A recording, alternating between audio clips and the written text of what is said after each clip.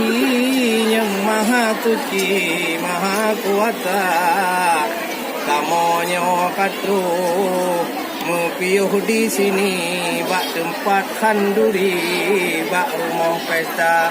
Di samping non tuannya Pak Puadi, wahai akhi luar biasa, ulun tak jeda ramah ngontari, mithe bak bibi itu wilayah.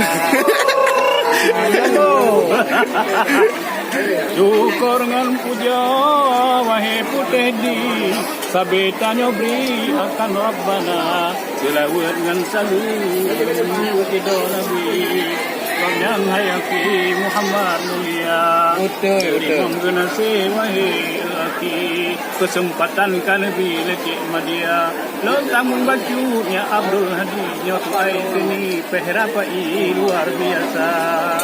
Oleh karenanya nerakan dan ahli, pada hari ini kami di pesta undangan sengsam lago, hai ada ke sini, penting Han Zakri ada tak jaga, nyo ubena urang tangiang ayah ngon umi, tengong pajoh khanduri rame lagoina, ubena karung ahli famili, pajuh khanduri bersama-sama. Nanyang tuh dari Tigli, Nacit hai akhi dari Tamalanga, Nacit dari Medan datang ke sini, ada juga dari Turki, luanang Lopihna. Menang ke bangga wahai akhi, sambung silaturahmi sabe saudara, mojak wate kanduri, jaga ukhuwah hai akhi ngan ulun lingkar. Mohona acara wahai putedi, kena hadiri Tuhan ngan muda. Salih wasit dilele Nabi, kegetanyo putedi umalam dunia. Buga tak buga silaturahmi, bek kera-keri sabe saudara.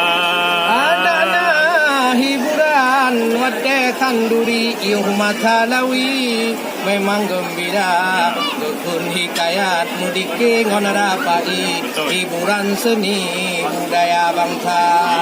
Ni ba uronyo tanyo seni, natapeh rapai wahai cedara, belum lagi nyoba rumah khanduri, kata peduli adat budaya. Ye lintu ngon judo lupa tatari, kan hai Puadi ye hebat lagoina, awak yang dua tengok gerus sini, penting Han Zakri bak tanyo doa.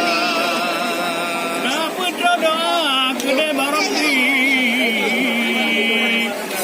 suami istri bahagia, awak yang berukun baik, laki belagi Nabi Yusabah masa, berumah tangga, bena kera-keri, keturunan Nabi dah juga tiga, anak yang saleh wahai putedi, ngat kasih ke umi dengan ayahnya.